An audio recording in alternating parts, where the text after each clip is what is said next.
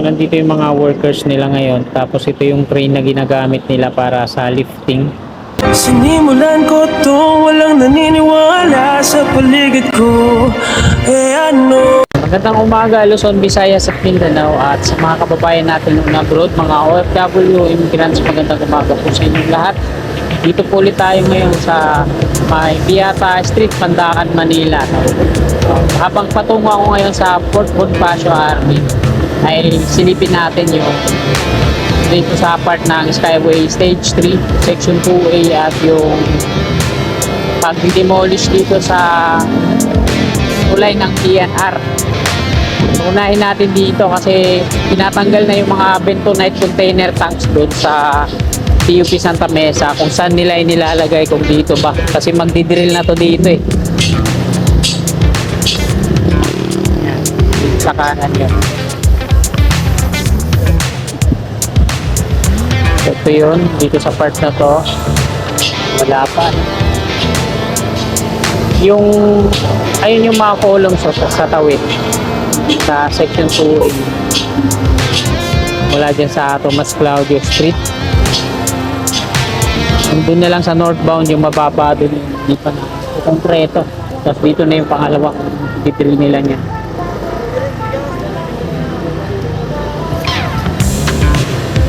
Kanan tayo dito.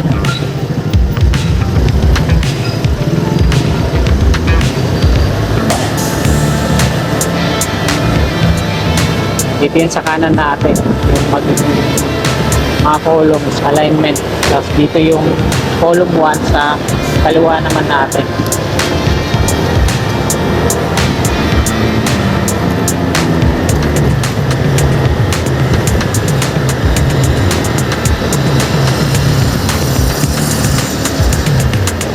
Dito muna tayo. Silipin natin yung sa may tulay kung na-demolish na.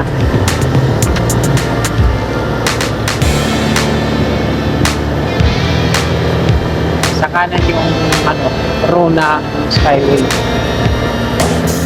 At dito sa kaliwa yung sa NCR o sabihin na natin South Commuter Railway, kasi may nagrereklamo na dapat daw hindi NCR kasi south, papuntang south to eh. PNR Calamba. Dito na tayo mga kasika.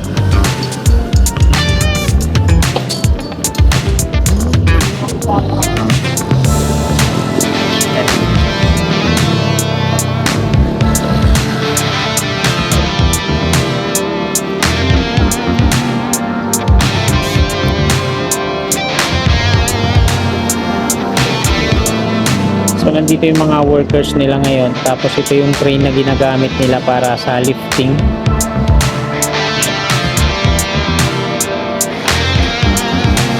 Parang plano na sigurong tanggalin yung mga girders na yan. Yan, nakatutok na yung crane.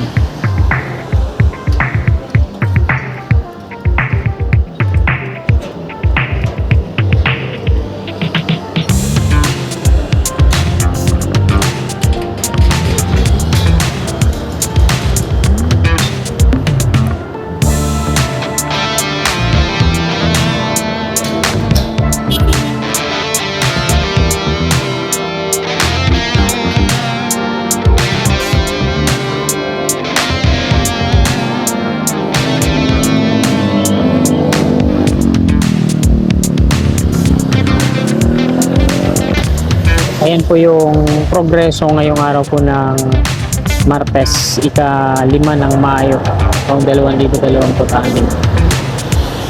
Balik na tayo.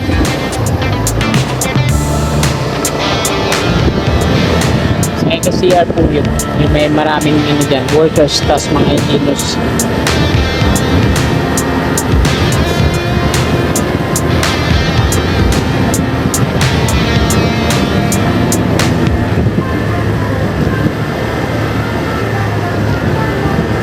Saan kaya nila nilagay yun? Yung mga container trucks.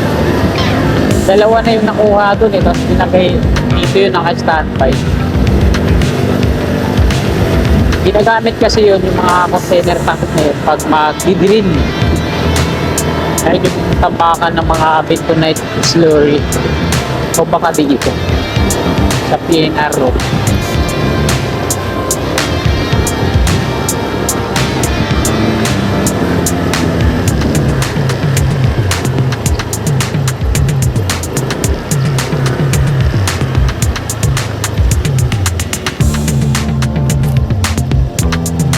So dito sa PNR wala naman akong nakikita mga workers.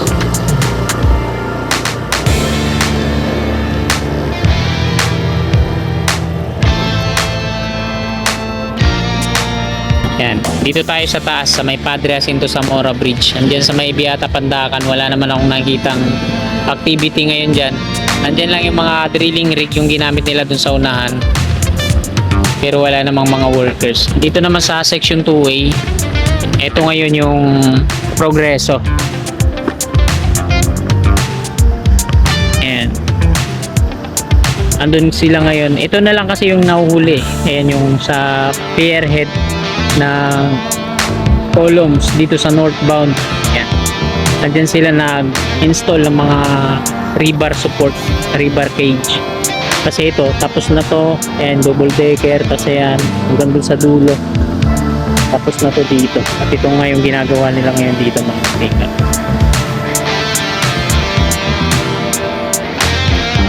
So ayan, nakuna na po natin dito. Diretso na tayo dun sa may Plaza Azul. Dun tayo mag-end ng ating video. So, hindi na natin kukunan dito sa may Pandacan. Wala namang gaanong progreso. Walang mga workers. Nilalagyan nila ng nilalagyan nila ng parang kung baga sa lupa, buhon.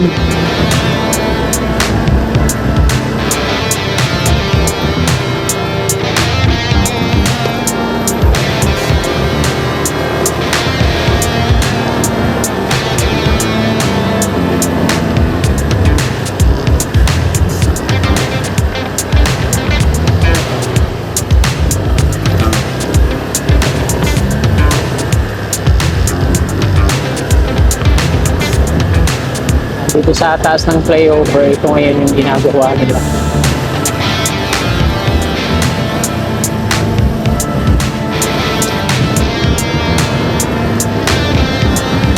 Tayo sila dyan ng barracks. Ayun naman sa kabilang flyover. Pininturahan. Ayos, pininturahan. Ano yun, hindi na i-demolish. Mukhang matatagal ang patong PNR. PNR Calamba o SCRP, South Commuter Railway Project. Pininturahan kasi nila.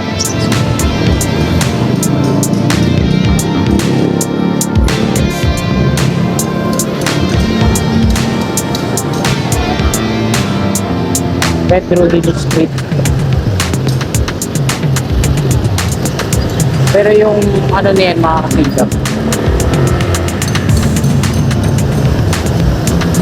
may mga ano niyan may mga markings, flyover sa kabila. Ginawa nila, pininturahan ulit, sinayos. Kaya nga lang yung natin matadaanan. And mismo kasi sa right of way na SCRP.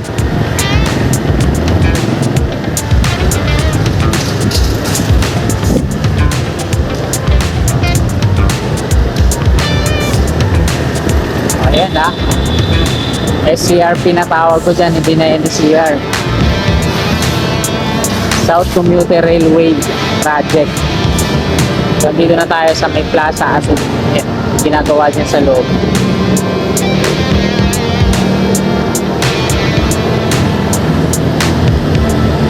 Nagkaroon tayo ng makating oras, medyo mahaba pa, kapalipat tayo dyan, silipin natin yung flow.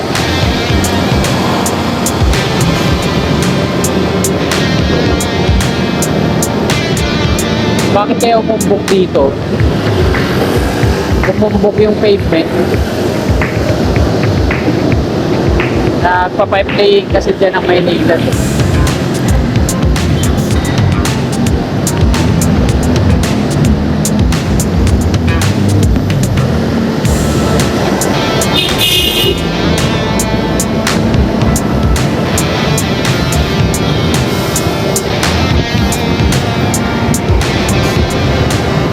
jeepney na biyahe.